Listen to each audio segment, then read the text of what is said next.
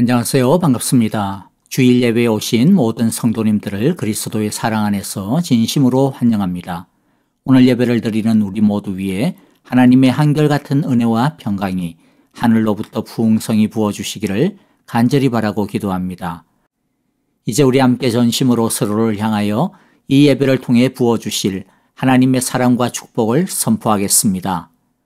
여호와께서 당신들에게 복을 주시고 당신들을 지켜주시며 여호와께서 당신들을 밝은 얼굴로 대하시고 당신들에게 은혜를 베푸시며 여호와께서 당신들을 고이 보시어서 당신들에게 평화를 주시기를 빕니다. 아멘.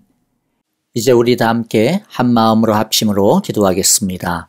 첫째, 우리의 예배가 하나님께 영광을 드리는 예배, 하나님의 은혜와 진리가 풍성하게 부어지는 성령 충만한 예배가 되게 하여 주옵소서라고 기도합시다. 둘째, 우리의 예배가 진실한 예배, 참된 예배가 되기를 원합니다라고 기도하시겠는데요. 특별히 한 주간 동안의 우리의 죄와 허물을 참회하는 기도를 드립시다. 예수님의 보혈로 씻어 주옵소서, 성령으로 새롭게 하옵소서라고 기도합니다. 셋째, 교회를 위하여 기도하실 때 하나님의 뜻과 소원을 이루는 교회, 또 가르치는 교회, 전파하는 교회, 치유하는 교회로 건강하게 세워지게 하소서라고 기도합시다. 다 함께 한 마음으로 통성으로 기도하시겠습니다.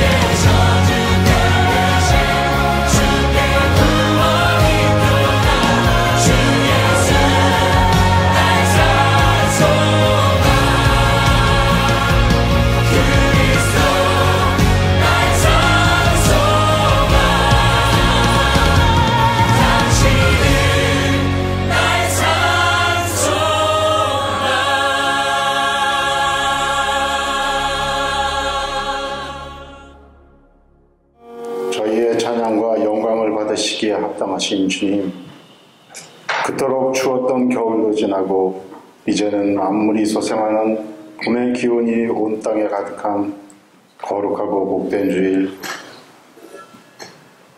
지금 주님 전에 나와 주님을 찬양하며 머리 숙여 예배드립니다. 지난 한 주간도 세상 가운데 생활하며 지치고 상처받은 몸과 영혼을 이끌고 주님의 보좌 앞에 나와 자백하고 회개하오니 주님 긍휼히 여겨주시고 주님의 십자가 보혈로 정결하게 하여 주시옵소서. 사순절 두 번째 주간입니다. 우리의 죄를 대속하신 예수님의 십자가 사랑과 은혜를 생각하며 말씀과 기도로 하나님께 더 가까이 나아가는 시간이 되게 하여 주시옵소서. 우리를 살리기 위해 독생자 예수 그리스도를 이 땅에 보내신 하나님 아버지의 그 사랑을 기억하며 하루하루 살아갈 때 은혜로 살게 하시고 나의 삶은 예수님의 십자가의 피값이라는 것을 기억하고 감사로 나아가는 우리 모두가 되게 하여 주시옵소서. 트루기회를 위해 기도드립니다. 대지진으로 인해 무너진 삶이 속히 회복시켜 주시옵소서. 전 세계에서 사랑의 손길과 위로의 기도가 전해지고 있습니다. 모든 삶의 소망은 예수 그리스도인 것을 저들이 깨달아 알게 하시고 절망을 소망으로 바꾸시는 예수님을 만나는 계기가 되어 슬픔의 눈물이 기쁨의 눈물로 바뀌어지는 회복의 역사가 일어나게 하여 주시옵소서. 복음의 불모지에서 날마다 어려운 가운데 섬기며 주님의 말씀을 전하시는 선교사님들의 기도와 간구를 들어주시고 그들의 가정과 자녀, 선교지를 축복하시며 선교사님의 영혼견에 강건함을 주시고 성령님 능력으로 붙들어 주시어 선포되는 말씀으로 인해 선교지의 영혼이 변화되고 주님께로 돌아오는 역사가 일어나게 하여 주님의 나라를 넓혀나가는데 온 힘을 다하도록 주님께서 함께하여 주시옵소서. 은혜를 주시는 하나님 아버지, 추위와 물질의 궁핍함으로 소외된 우리 주변의 이웃들과 건강 문제로 힘들어하는 성도님들에게 주님의 치유와 능력의 손을 내밀어 주셔서 건강한 몸으로 회복시켜 주시옵소서. 오늘도 보이지 않는 곳에서 묵묵히 봉사하시는 직분자들과 헌신으로 주님을 섬기는 성도님들에게 복의 복을 더하셔 주시고 맡겨진 사명에 충성을 다하고 주님의 뜻을 이루는 복된 성도님들이 되게 하여 주시옵소서. 감사하며 정성 들여 바치는 예물 위에 축복하여 주시고 쓰이는 곳곳마다 성령님께서 함께하여 주시옵소서. 구원의 주님, 말씀을 들고 단위에 서신 목사님 영육간에 강건하게 하시옵고 주님의 사역을 감당하시기에 부족함이 없도록 붙들어 주시옵소서. 이 시간 생명의 말씀, 축복의 말씀을 증거하실 때 성령님께서 함께 하셔서 우리의 귀를 열어주시고 하나님의 선하고 온전한 뜻이 무엇인지 분별할 수 있는 능력을 주시옵소서. 주님의 말씀이 우리 삶의 중심이 되게 하시고 복음에 순종하는 우리 모두가 되게 하여 주시옵소서. 오늘 예배의 모든 것을 주님께 의탁하오며 이 모든 말씀 우리를 사망의 권세에서 구하신 예수님의 이름으로 기도드립니다. 자, 여러분들 반갑습니다. 이제 우리가 하나님의 말씀을 보도록 하겠습니다. 자, 오늘 우리에게 주신 하나님 말씀은요, 요한계시록 3장 7절부터 13절의 말씀입니다. 빌라델비아 교회에게 보내는 말씀인데요. 7절 제가 먼저 읽고 한 절씩 여러분들 교독하도록 할게요. 빌라델비아 교회의 신부는 분에게 이렇게 써보내라.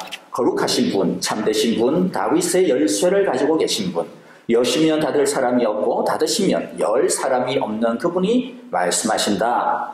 나는 내 행위를 안다. 보아라, 내가 내 앞에 문을 하나 열어두었는데 아무도 그것을 닫을 수 없다. 내가 힘은 적으나 내 말을 지키며 내 이름을 모른다고 하지 않았다.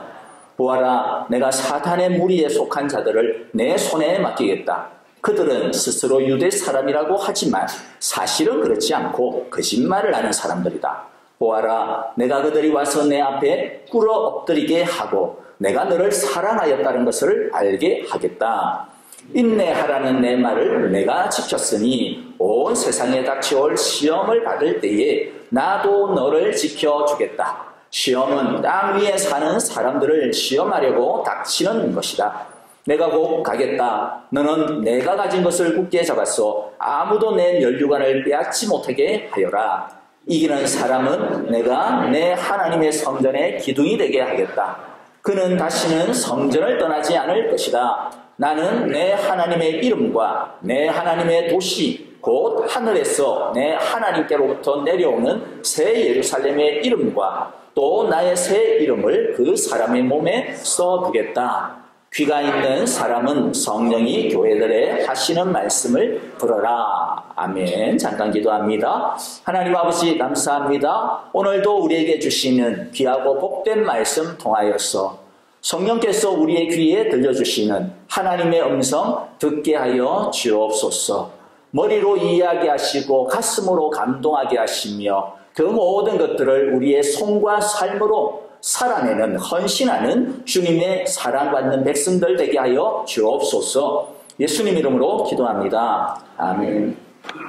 자, 오늘 우리가 7교회 중에서 6번째입니다. 그렇죠? 벌써 6번째기나 됐어요. 자, 집사님 그림 보여주시고요. 7개 빨리빨리 정리를 합니다. 자, 이때까지 뭐 했어요? 에베소, 소모나, 버가모, 두아디라, 사대까지 했습니다. 그렇죠? 그 다음에 오늘 빌라델피아, 이제 내일이 아니죠. 다음 주일 하나 남았네요. 라오디게아. 다음 주일이면 7교회 이제 더 이상 외울 일도 없어요. 빨리빨리 외우세요. 못 외우시는 분들 빨리빨리 외우시기를 바라고요. 자, 빌라델피아는 뭐가 중요한 핵심이냐면 작은 능력입니다. 그리고 빌라델피아는요, 뭐라 그럴까, 교회 이름에 보면 열린문 교회라고 하는 이름 들어보셨죠? 열린문 교회라고 하는 이름이 되게 많습니다. 그게 어디서 나왔냐? 빌라델피아 교회에서 나왔어요. 그래서 열린문의 축복. 예수님께서 빌라델피아 교회에 나타내는 그 특징이 문입니다. 문. 자, 잠깐 이 빌라델피아의 지역에 대해서 길게 소개하지 않겠습니다. 오늘은 빌라델피아 사진도 없을 거예요. 왜냐하면 보여줄 게 별로 없기 때문에 그렇습니다. 빌라델피아 교회는, 이 지역은 7지역 중에서 가장 컨트리입니다. 촌놈들입니다. 사실 빌라델피아는요, 역사적으로 오랜 지역이 아닙니다. 한 BC 한 2세기경에 이 방어를 위해 가지고 구축한 요새 도시이기 때문에 어떤 역사가 그렇게 길지 않아요. 사대 같은 경우에는 천몇 년 전부터 있어왔던, 수천 년 전부터 있어왔던 그러한 도시거든요. 그리고 그렇기 때문에 이 빌라델피아는 상업적으로나 산업적으로나 그렇게 뭔가 발달한 것은 아니에요. 교통적인 요충지기는 합니다만은, 그래서 빌라델피아는 오히려 오늘날도 여러분들이 성지순례 가면 때가 맞으면 한 5월달쯤 되어서 가면 포도 사세요라고 할 거예요. 아마 가이드 하시는 분이. 왜냐하면 빌라델피아 지역에 유명한 게 포도입니다. 포도. 그래서 포도 농사가 이때도 유명했습니다. 그런데 빌라델피아에 있어서 더 좀 중요한 것은요, 지진입니다. 오늘날에도 우리 튀르키예, 그 다음에 시리아에서 일어난 지진도 있지만은, 사대도 제가 말씀드렸죠. 사대도 AD 17년경에 일어났던 리디아 대지진으로 인해 가지고 고대 사대가 완전히 파괴가 됩니다. 그때 빌라델피아도 마찬가지 피해를 받습니다. 그러니까 이 당시 이 리디아의 제국에 속해 있던 이 지역이 사실은 이 지진으로 인해 가지고 초토화가 돼요. 그냥 라오디게라도 마찬가지입니다. 그냥 엄청난 피해를 갖다가 입습니다. 지진이 한번 일어나면 어때요? 한 번으로 끝나지 않습니다. 뭐가 찾아와요? 여진이 찾아옵니다. 그렇죠? 지진 다음에 큰 지진, 강도 한 7, 8, 9 이렇게 되면 나중에 여진도 7, 6 이거는 엄청난 지진이에요, 사실은. 근데 워낙 큰 지진이기 때문에 그냥 조그맣다 생각을 하죠. 또 이번에도 이렇게 해보세요. 그렇죠? 한번 큰 피해를 입고 난 다음에 그 다음에 2차로 한 몇 주 지난 뒤에 강도 한 6점 얼마였나요? 7 가까운 지진이 일어나서 또 수천 명이 죽었거든요. 그와 같은 것들이 일어납니다. 그리고 지진대는 한번 활성화가 되어지면 계속해서 한 1, 2년 정도 활동을 하게 되었죠. 필라델피아도 마찬가지입니다. 필라델피아 바로 옆에는 또 화산도 있어요. 화산과 연이은 지진들. 이것이 필라델피아의 특성을 갖다가 이해하는데 굉장히 중요한 키워드고요. 그리고 오늘 주님께서 필라델피아 교회를 향하여서 말씀하시는 많은 내용들이 바로 그것을 배경으로 말씀을 하게 되어질 겁니다. 이러한 상황이기 때문에 여러분들 지진이 일어나면 어떻게 됩니까? 집에 있으면 안 돼요. 그렇죠? 어쩔 수 없이 피할 수 없으면 어디 밑에 들어가야 돼요? 식탁 밑에 들어가야 됩니다. 집 안에서는 그러니까 위에서 뭔가 떨어지는 것을 막아야 되기 때문에 그거라도 들어가야 되는 거예요. 그 식탁이 나를 보호해 줄 만한 뭐 큰 거 아니더라도 그나마 더 중요한 것은 빨리 밖으로 나와야 됩니다. 빨리 밖으로 나와서 건물을 피해야 돼요. 건물이 무너질지 모르니까. 그래서 필라델피아도 마찬가지였어요. 지진이 막 일어나면 집 밖으로 나오고 성 밖으로 나가야 돼요. 건물장에 깔리면 안 되니까. 근데 이와 같은 짓을 지진이 일어날 때마다 반복을 합니다. 큰 피해를 받았으니 트라우마가 있잖아요. 그렇죠? 우리나라에도 자라보고 놀란 것은 뭐 보고도 놀래요? 소뚜껑 보고도 놀란다고. 이 트라우마거든요. 지진에 그런 어떤 큰 공포에 하면 조금만 흔들려도 엄청나게 공포스럽죠. 그러니까 이들의 소원이 있다면 뭐겠어요? 흔들리지 아니하는 땅에서 사는 걸 겁니다. 무너지지 아니하는 집에서 사는 것일 겁니다. 그 속에서 사는 거죠. 그런 가운데서 필라델피아 교회의 형편은 어떻습니까? 8절에 보니까 나는 내 행위를 안다. 보아라 내가 내 앞에 문 하나를 열어두었는데 아무도 그것을 닫을 수가 없다. 내가 힘은 적으나 내 말을 지키며 내 이름을 모른다고 하지 않았다. 뭐라 그래요? 내가 힘은 적다. 적은 능력을 가지고 있다라고 이야기합니다. 여기서 힘이 적다라고 하는 것은 영적인 힘, 신앙의 힘을 말하는 것이 아니고요. 삶의 여러 가지 형편을 이야기합니다. 사회적인, 경제적인, 또 뭐 교회로서의 어떤 규모도 그렇게 크지 않고 조그만 도시이기 때문에 초대교회처럼 그렇게 이름이 널려 알려져 있는 교회도 아니고 필라델피아 교회는 주변에 있는 다른 교회에 비해서 너무나도 작고 초라한 시골 촌뜨기에 불과한 그러한 교회였습니다. 그런데 주님께서 뭐라고 이야기해요? 작지만은 뭐하다? 너희들은 내 말을 지키며 내 이름을 모른다고 하지 않았다. 그렇기 때문에 그들은 작지만 결코 작은 교회가 아니라고 하는 것을 우리가 볼 수가 있습니다. 그래서 필라델피아 교회는요, 다른 교회들은 칭찬도 있지만은 책망도 있어요. 물론 뭐 책망밖에 없는 교회도 있기는 해요. 그러나 필라델피아 교회는 칭찬밖에 없어요. 이게 참 중요한 포인트입니다. 사람들이 볼 때는 작고 내가 나 스스로 보더라도 너무 작고 한심스럽고 내가 뭘 할 수 있을까? 내 삶의 무게는 너무 크고 나는 그걸 감당할 수가 없고 작은 능력이에요. 그런데 주님은 그 필라델피아를 향하여 뭐라고 하는데 너 작지 않아 라는 거예요. 너는 어떤 교회보다도 크다라고 말씀하시는 거예요. 그것을 온전한 축복과 약속으로 말씀하고 있습니다. 그래서 우리도 필라델피아 교회에게 주시는 이 말씀을 통해서 칭찬받는 신앙인으로 성장할 수 있기를 간절히 바랍니다. 첫 번째는요, 필라델피아 교회를 향한 예수님의 모습 역시 보겠습니다. 7절에 보면 이렇게 말씀을 합니다. 뭐라고 표현을 합니까? 거룩하신 분, 참되신 분, 다윗의 열쇠를 가지고 계신 분, 그래서 여시면 닫을 사람이 없고 닫으면 열 사람이 없는 분으로 소개합니다. 그 첫 번째 보면 거룩하신 분, 참되신 분이라고 이야기를 하고 있죠. 이것은 보통 하나님에게, 메시아에게 사용되어지는 용어입니다. 즉 예수님이 하나님과 동격이라는 거예요. 당시의 이단 중에 대표적인 이단이 뭐가 있느냐 하면 예수님은 그냥 사람이다 라는 거예요. 예수님은 하나님이 아니야. 그냥 사람이야. 또는 아니면 반대로 예수님은 그냥 신이야. 뭐 이렇게 두 양극단이 있었어요. 근데 조금 더 강한 것은 예수님이 그냥 사람이다. 아주 신앙이 좋은 사람이다. 그래서 하나님이 그거를 보고 택하여 가지고 이 메시아로서 사용했다는 거죠. 예수님이 하나님이냐 아니냐는 매우 사실은 중요한 문제입니다. 먼저는 우리의 구원에 있어서 중요합니다. 예수님이 우리 하나님이 아니시면 우리를 구원하실 자격이, 능력이 안 됩니다. 뿐만 아니라 예수님이 하나님이 아니시면 우리의 주인이 될 수가 없어요. 우리의 왕이 될 수가 없습니다. 예수님이 하나님이 아니시면 우리의 어려움을 해결할 수가 없습니다. 우리가 그분을 신뢰할 수가 없습니다. 예수님은 지금 빌라델비아 교회를 향하여서 말씀하시는 거예요. 빌라델비아 교회는 어떤 교회예요? 맨날 짓눌려 있는 교회입니다. 불안한 교회입니다. 작은 것 때문에 뭐 어떻게 할 수가 없는, 그렇죠? 어떻게 보면 우리와 같은 참 평범하고도 우리보다도 어떻게 보면 더 작은 그와 같은 사람들이죠. 교회죠. 늘 불안정하고 늘 불안해하는.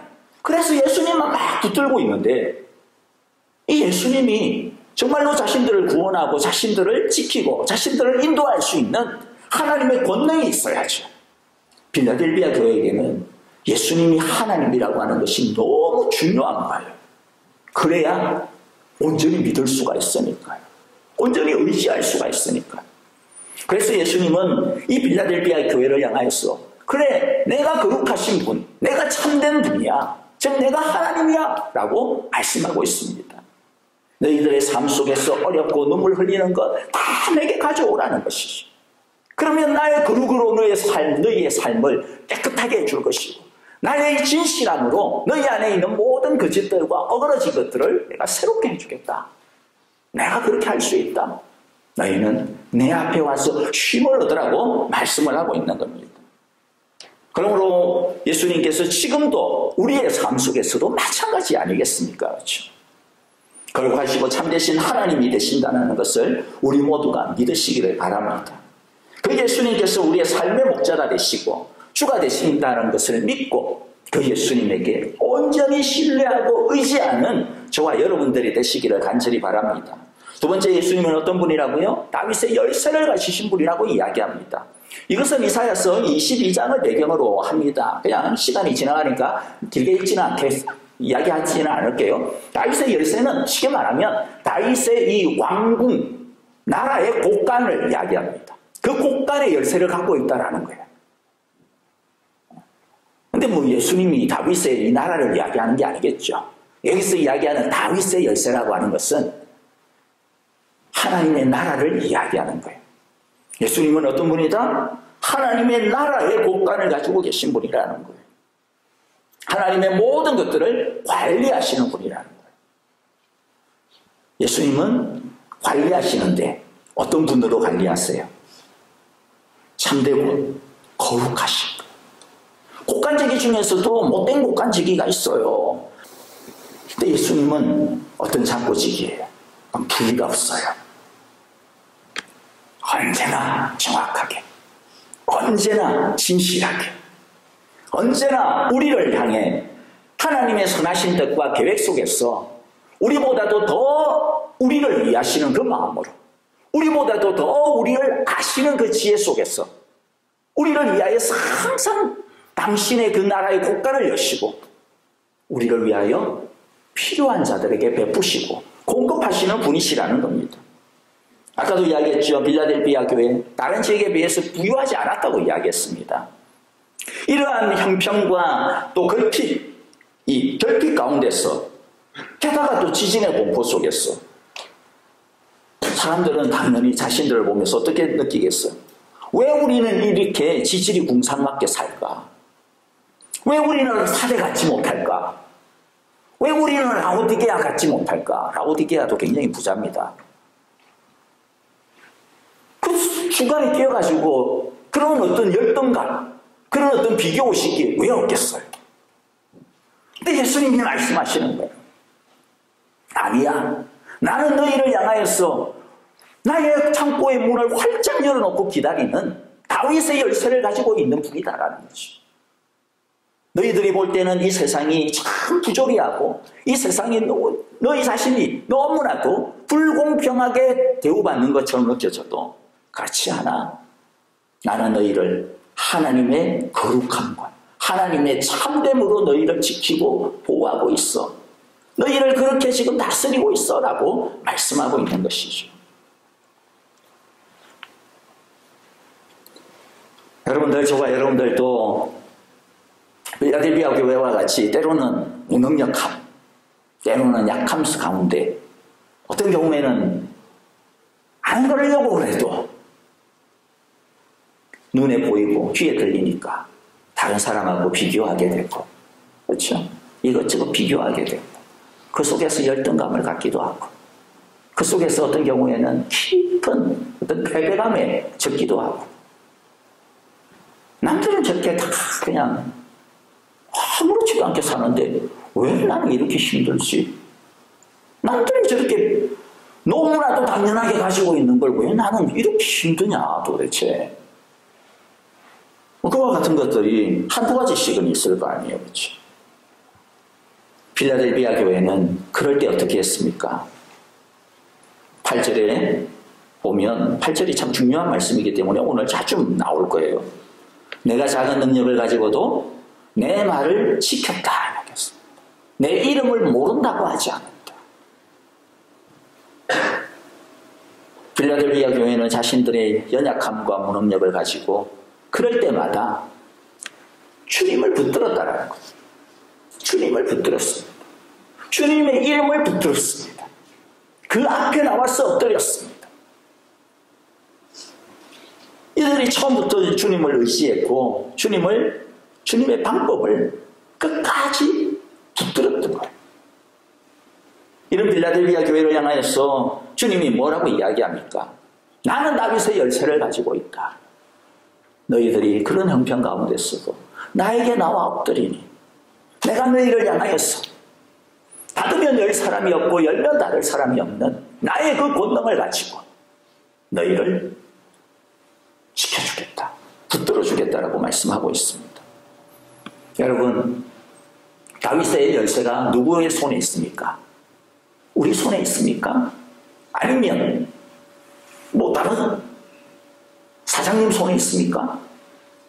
우리 눈에 보이는 것만 생각하면 안 됩니다. 다윗의 열쇠를 가지신 분이 누구예요? 주님입니다. 예수님입니다. 우리의 모든 공급이 모든 빛들의 아버지가 되시는 주님으로부터 온다라고 하는 것을 우리 모두가 기억하기를 바랍니다. 그러므로 필라델피아 교회처럼 힘이 부족합니까? 능력이 못 미칩니까? 그러면 하나님의 창고지기가 되시는 예수님께 나아가 엎드리기를 바랍니다. 아뢰기를 바랍니다. 그러면 주님께서는 당신의 국가문을 여시고 우리를 위하여서 하나님의 진실하심과 선하심을 가지고 공급하여 주실 것입니다. 우리가 믿어야 되는 게 이거예요. 하나님은 나를 위해서 공급해 주신다는데 이거 마음에 안 드는데 내가 원하는 건 이 정도가 아닌데 라는 생각이 들 수 있어요. 그때 믿으셔야 돼요. 나보다도 거룩하신 분이 주님이시다. 나보다도 참되신 분이 주님이시다. 나보다도 정확하신 분이 주님이시다. 나보다도 지혜로우신 분이 주님이시다. 그리고 나보다도 나를 사랑하시는 분이 당신의 몸을 버리시고 지키시고 십자가에서 나를 위하여 죽으신 그 예수 그리스도시다 라고 하는 것을 꼭 믿으시기를 바랍니다. 자, 이제 우리 세 번째로요, 이렇게 약하지만 주님의 말씀을 지키고 주님의 이름을 배신하지 않은 필라델피아 교회에게 주님은 무엇을 약속하시는지를 우리가 보겠습니다. 첫 번째는 열린 문을 주십니다. 8절에 계속해서 이야기하죠. 내가 내 행위를 안다. 내가 내 앞에 문 하나를 열어두었는데, 세번역에서는 그냥 문 하나를 열어두었다 이렇게 했고, 개역개정에서는 열린 문을 두었다 이렇게 표현을 합니다. 여기서 열어두신 문이 무엇일까요? 뭐 어떤 사람들은 복음의 문이 열렸다, 뭐 아니면 전도의 문이 열렸다, 뭐 봉사의 문이, 섬김의 문이 열렸다. 뭐 이렇게 해석을 하기도 하고, 뭐 그것도 어느 정도 뭐 틀린 것은 아닙니다. 맞는 말이 뭐 가능할 수는 있어요. 하지만 저는 자, 요한복음 10장 7절에 보면 7절 9절에 보면 이렇게 말씀합니다. 예수께서 다시 말씀하셨다. 내가 진정으로 진정으로 너희에게 말한다. 나는 양이 드나드는 문이다. 나는 그 문이다. 누구든지 나를 통하여 들어오면 구원을 얻고 드나들면서 꼴을 얻을 것이다. 열린 문이란 다른 어떤 것이 아니라 예수님 자신을 의미합니다. 예수님을 빌라델비아 교회에게 주셨어요. 그리고 어떻게 해요? 열려진 태로 주셨어요. 예수님이 어떤 분입니까? 구원으로 들어가는 문입니다. 하나님을 향하는 문입니다. 그 문이 활짝 열려졌더라는 거예요. 더 이상 누가 닫을 문이 사람이 없어요. 그들을 괴롭히는 가난도, 그들을 괴롭히는 유대인들의 핍박도, 그들을 괴롭히는 황제의 칼날도 이 문을 닫을 것이 없다라는 겁니다. 지진도 그 문을 닫을 수가 없습니다. 하나님의 영광의 보좌 앞으로 나아가는 문이 활짝 열렸어. 이제 그 문을 통하여서 예수님의 이름을 부르고 예수님의 이름을 의지하여 하나님 앞에 그 예수님을 통과하였어. 오늘 우리가 불렀던 찬송처럼 호연을 지나 주님 앞으로, 호연을 지나 하나님 품으로, 예수를 지나 하나님 품으로 들어갈 때 그 하나님 품에 있는 하나님에게 속한 온갖 신령한 은혜와 축복들이 우리의 복락이 되어진다는 거죠. 누가 진정한 부자입니까? 누가 진정한 부자입니까? 이 땅에 그것을 얼마나 가지고 있느냐가 아닙니다. 빌라델비아가 보여주는 게 뭐예요? 이 땅의 것은 곧 허물어집니다. 땅의 것은 아무리 거대한 돌덩어리로 쌓아 올린 것도 다 허물어져요. 땅의 것은 흔들리면 끝입니다. 이 세상에 안 흔들리는 게 어디 있어요? 이 세상에서 무너지지 아니하는 것이 어디 있습니까? 돈? 여러분들 최근 몇 년 보세요. 한참 주식이 올라갈 때는 다들 그렇게 생각했어요. 와, 진짜 돈은 흔들리지 않구나. 얼씨구나. 작년 하반기부터 주식이 곤두박질 칩니다. 여러분, 흔들리지 아니하는 게 어디 있어요? 우리의 건강? 다 알잖아요. 이 몸뚱아리가 얼마나 약한지. 진정한 부자는 이 땅의 것을 얼마나 가졌느냐가 아니라 내가 열린 문으로 들어가고 있느냐 아니냐의 문제입니다. 예수님은 우리를 향하여서 문을 활짝 열어두고 계세요. 그런데 예수 믿는 사람들조차도 그 문을 들어가지 않아요. 그 문을 그냥 달랑달랑만 해요. 들어갔으면 그냥 계속 있어야 되는데 자꾸 왜 나와? 그렇죠? 나와요, 자꾸. 세상으로 자꾸 나와요. 그러니까 하나님에게 속한 것들을 온전히 누리지 못하는 거죠. 여러분, 더 중요한 것은요, 우리가 이 열린 문을 가지고 있다라고 하는 사실입니다. 여러분들이 열린 문 안에 이미 들어와 있는 존재라고 하는 사실입니다. 이것을 꼭 믿고 의지하고 붙들기를 바랍니다. 두 번째 축복은 뭐냐면 9절인데요. 유대인 중 몇이 회개하고 돌아오게 될 거라고 이야기합니다. 주님은 유대인들을 뭐라고 이야기해요? 사탄의 무리에 속한 자들이라고 이야기하고 있어요. 먼저는요, 우리가 생각해 볼 것은요, 예수님이 자주자주 버가모 교회도 이야기를 했고, 그 다음에 두아디라도 마찬가지인데, 유대인들을 향하여서 사탄의 무리라고 표현을 많이 합니다. 여러분, 유대인들이 어떤 존재예요? 하나님을 믿는 사람들입니다. 오늘날로 이야기하면 보수 중에 보수예요. 정통 중에 정통입니다. 개혁주의자들 중에 개혁주의자들이에요. 유대인들은 하나님을 두려워하고 율법을 정말로 한자 한자 있는 그대로 지키려고 애쓰는 자들입니다. 그런데 그런 자들을 향해서 예수는 뭐라고 이야기해요? 사탄의 무리라고 이야기합니다.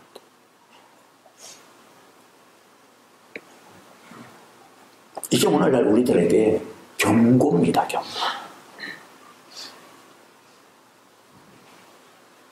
정통 중에 정통의 교회, 보수 중에 보수의 교회, 복음주의 중에서 복음주의적인 교회, 가장 오랫동안 예수 믿었다고 하는 사람들, 가장 열심히 있다고 하지만, 그런데 예수님께서 그 사람을 향하여서 필라델피아 교회는 아무것도 없는데 작은 능력을 가지고 있지만 살았다고 이야기하고, 그러나 주님께서는 유대인들을 향하여서는 많은 것들을 가지고 있지만 사탄의 무리라고 이야기합니다.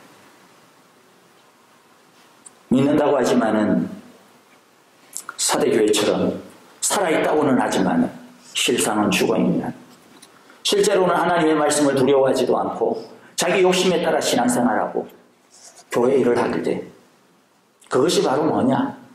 성령의 역사를 거역하는 것이고 예수님을 시인하지 않는 거라는 거예요. 저와 여러분들도 얼마든지 유대인들처럼 삐끗할 수 있습니다. 이단들이 다 어디서 나왔어요? 다 교회에서 나왔지 딴 데서 나오지 않았어요. 다 교회에서 나왔어요.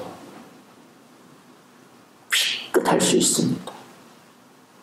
우리들이 전심을 다하였어, 중심을 다하였어, 온 마음을 다하였어, 껍데기가 아니라 겉모습이 아니라 온 마음을 다해서 예수님을 사랑하지 않으면 괴물이 될 수 있어요. 일단은 이 경고의 말씀을 우리들이 들어야 됩니다. 그 다음에 신실한 필라델피아 교회에게 뭐라고 축복하느냐면, 어떤 축복이에요? 영혼 구원의 기쁨이거든요. 한마디로 말하면 자기들을 그렇게 괴롭히고 자기들을 그렇게 핍박을 하고 그렇게 정말로 옆에서 그냥 딴죽거리고, 하나님이 있냐? 뭐 있으면 데리고 와봐, 데리고 오면 내가 믿어줄게, 막 이런 소리나 하고, 그럴 때마다 성도들은 가슴 가운데서 정말로 피눈물이 나죠. 그냥 내 속을 갖다가 막 뒤집어가지고 보여줄 수도 없고, 내 안에 있는 이 예수님을 보여주고 싶은데, 그런데 그렇게 핍박하던 사람들이 어떻게 된다라는 거예요? 주님의 교회로 들어온다라는 거예요. 회개하고 예수님을 믿는다라는 거예요. 자신들의 죄를 고백하고, 내가 무시했다, 내가 정말로 이때까지는 알지 못한 채 하나님에 대하여서 함부로 입을 올렸구나, 너희들이 정말로 어떤 분을 믿는지를 몰랐구나, 나도 그 예수님을 알고 싶어, 나도 그 예수님을 믿기를 원해, 나도 그 예수님을 더 사랑하기를 원해, 나를 일으켜달라고. 그렇죠? 그렇게 엎드리는 거예요. 여러분들, 이게 기쁨이라고 느껴지셔요? 이게 기쁨이라고 안 느껴지면 사순절 동안 이게 기쁨으로 느껴지게 해주세요 하고 기도하세요. 왜냐하면 누가복음 15장 10절에 내가 너희에게 말한다, 이와 같이 회개하는 죄인 한 사람을 두고 하나님의 천사들이 기뻐할 것이다. 영구원이 일어난다라고 하는 것은요, 천국의 기쁨이에요. 예수님이 하늘나라에서 잔치가 벌어진다라고 하는 표현들을 몇 번 쓰는데, 근데 언제 잔치가 벌어지느냐 하면 딱 한 번입니다. 영혼 구원이 일어날 때예요. 잃어버린 자가 돌아올 때입니다. 집 나갔던 아들이 돌아올 때입니다. 잃어버린 드라크마 하나를 찾았을 때입니다. 그때 잔치가 벌어져요. 그때가 하나님이 제일 기뻐하시는 때라는 겁니다. 그렇기 때문에 교회도 그것을 기뻐해요. 필라델피아 교회에게 있어서 너무나도 기쁜 것은 다른 게 아니었습니다. 나를 괴롭혔던 저 사람, 그러나 나는 그 사람을 위하여서 붙들고 기도했는데 그가 결국에는 하나님을 새롭게 믿기로 작정을 했구나, 하나님을 신뢰하기로 작정을 했구나, 나와 같이 하나님 안에서 한 가족이 되어지게 되었구나 라고 하는 그 기쁨, 그 기쁨이 필라델피아 교회의 사람들을 춤추게 만드는 것이죠. 그래서 뭐예요? 정말로 내가 예수를 제대로 믿었구나, 자기 자신을 기쁘게 하는 겁니다.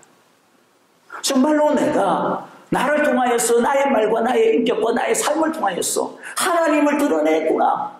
내가 살지 않았구나. 내가 대비 고생당한 거 아니었구나. 정말로 나의 이 환난과 고난에 하나님께서 축복해 주시구나. 하나님께서 저와 여러분들을 통하여서도 여러분들 누구를 위하여 기도하고 있습니까? 어떤 가정을 위하여 기도하고 있습니까? 식구를 위하여 기도하고 있습니까? 친구를 위하여 기도하고 있습니까? 주님께서 여러분들에게도 영혼 구원의 큰 기쁨의 축복을 허락해 주시기를 바랍니다. 세 번째는요, 시험 받을 때 지켜주신다라고 이야기합니다. 10절에 인내하라 내 말을 내가 지켰으니 온 세상에 닥쳐올 시험 받을 때에도 나도 너를 지켜주겠다. 시험은 땅 위에 사는 사람들을 시험하려고 닥치는 것이다. 이 세상에 시험이 없으면 좋겠지만은 시험이 없을 수는 없습니다. 그러니까 시험 없으면 좋겠다. 아이고 생각 접으세요. 적으세요. 그거는 그냥 빨리 죽고 싶다. 이것밖에 안 됩니다. 그러니까 아이 적으세요. 이 세상에서 오래 살고 싶으면 주님 내 시험 많이 당하게 해주시고 그러나 오늘 주님께서 말씀하시는 건 뭐예요? 너가 시험 받을 때에 그 닥치올 그 시험 받을 때에도 내가 너를 지켜줄 것이다. 내가 너를 흔들리지 않도록 지켜줄 것이다. 내가 너를 그 시험 가운데서 망하지 아니하도록 지켜줄 것이다. 이기게 지켜줄 것이라고 이야기하고 있습니다. 하나님께서 우리를 이 지켜주시는 이 힘을 얻게 하기 위해서 때로는 잔잔한 삶의 여러 가지 어려움들과 환난들을 허용하십니다. 그래서 이브리서 10장 10절 11절에 보니까 육신의 아버지도 잠시 동안 자기의 생각대로 아들을 징계합니다. 하나님께서는 우리를 자신의 거룩하심에 참여하게 하시려고 우리에게 유익이 되게 하시려고 징계하십니다. 근데 징계라고 하는 말을 사람들은 여러분들 여기서 생각을 바꾸셔야 돼요. 하나님이 우리에게 징계하시는 징계를 자꾸만 어떤 퍼니시먼트, 이렇게 벌 주는 걸로만 생각을 우리 많이 해요. 물론 그런 어떤 벌도 있습니다. 그러나 하나님이 당신의 자녀에게 비록 잘못해가지고 주는 징계를 할지라도 하나님이 당신의 자녀에게 주는 징계는 오늘 여기 보니까 뭐라고 이야기해요? 그 징계가 벌이라고 이야기합니까? 아니죠. 자신의 거룩함에 참여하게 하시려고 우리에게 유익이 되게 하시려고 이 목적이 있다는 겁니다. 11절에도 보니까 비록 즐거움이 아니고 괴롭지만은 그러나 나중에 정의의 평화로운 열매를 맺게 하기 위해서입니다. 징계라고 하는 이 단어 뜻이 헬라어 단어 뜻이 참 재미있어요. 파이데이아 아실 필요는 없어요. 근데 뜻은 알아두세요. 파이데이아라고 하는 뜻이 뭐냐면 자녀를 만들어 가다라는 뜻이에요. 아들을 만들어 가다라는 뜻이에요. 무슨 말일까요? 하나님께서 우리에게 징계를 주시는 이유는 우리를 성숙하게 하기 위해서입니다. 우리를 그냥 아들이 아니라 이제 진짜 한 사람으로서 한 가정을 책임질 수 있고 한 나라를 책임질 수 있고 자신의 삶을 책임질 수 있는 그런 건강하고 성숙한 시민으로 만들어가기 위해서 그 유익을 위해서 하나님이 징계 주신다. 그렇기 때문에 징계 때문에 우리가 망할 위험은 없어요. 유익 때문에 주신다니까요. 그것을 통하여 훈련하고 난 다음 그 다음은 어떻게 합니까? 더 큰 시험을 우리가 이길 수 있게 하십니다. 더 큰 시험을 우리가 견딜 수 있게 하십니다. 더 큰 시험에서 우리를 지키시고 보호해 주신다라는 것입니다.